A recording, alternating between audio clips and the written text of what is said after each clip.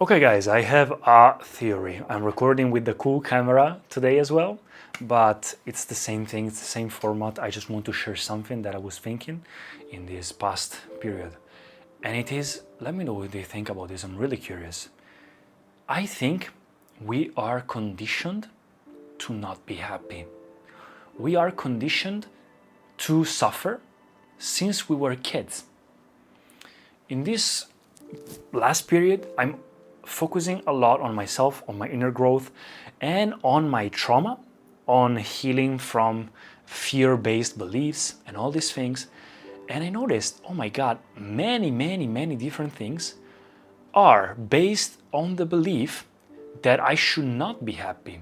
I should just work hard, suffer to make other people happy, not be content, not go in the comfort zone. I have to stress. And I was wondering, where does this thought come from? Because I know from spiritual teachings, from my even inner experience, but then it gets a bit more fuzzy, like you don't see it very clearly after a while. You need to constantly get back on it. It's, of course, I know that if I want to be the best version of myself and to be helpful for people, I need to be joyful. If you're joyful, fulfilled, and content by your own nature, you do things at your best. And so what I'm doing right now, I'm focusing instead of trying to have goals and dreams and all these things, I'm trying to just learning to truly let go. There was the Olympic Games in this period, and I really had a very bad moment of comparing myself to one of those guys that won an Olympic medal, gold Olympic medal, and he was a friend of mine when I was a swimmer. And I had this comparison, I felt very bad. And then I thought, why do I feel bad? Why am I conditioned about this? And so I noticed a couple of things. The first thing I noticed that since we were kids, we were always told, you should not be too happy about everything that you do.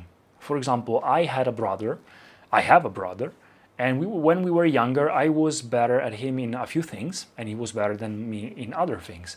But in school, or in swimming, for example, I was a bit better.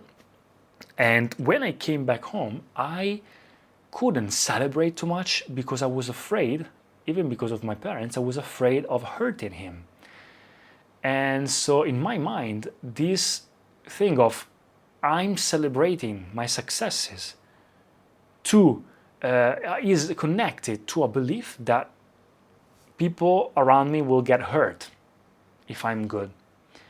And after a while, you get good votes, you get good grades, and you'll see people telling you, yeah, it's good, but don't get too comfortable because you will have more tests tomorrow.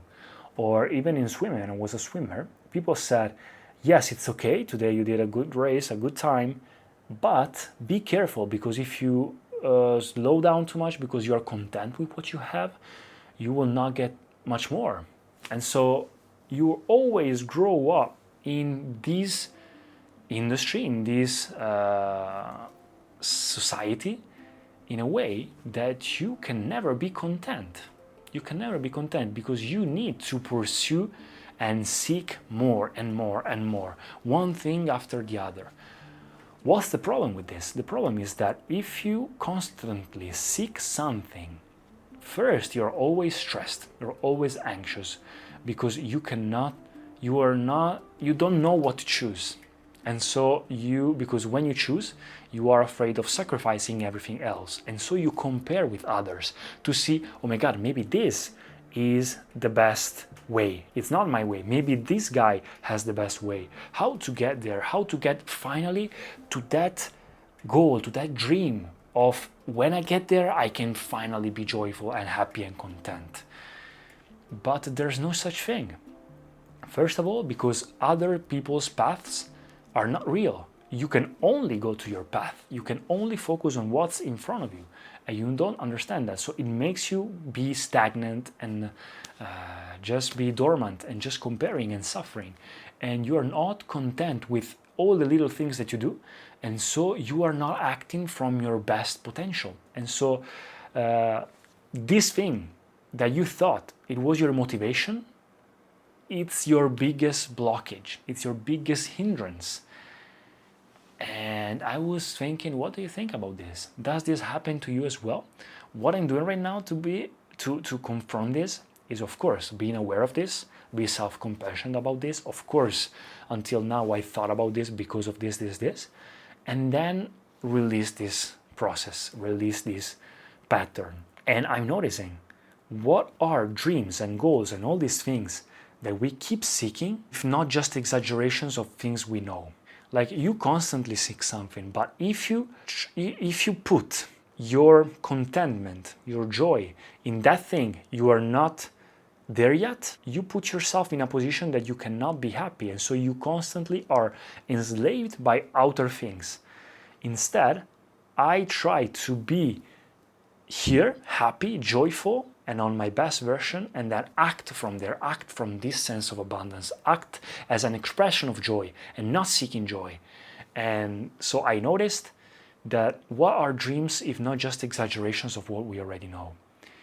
And so instead of doing all these calculations and comparing myself, I noticed maybe what I should just do is trust the process. Instead of wanting to go to the consequence of my path, just focus on what I can do right now with what I have here and now, and do it as involved as possible and doing my best.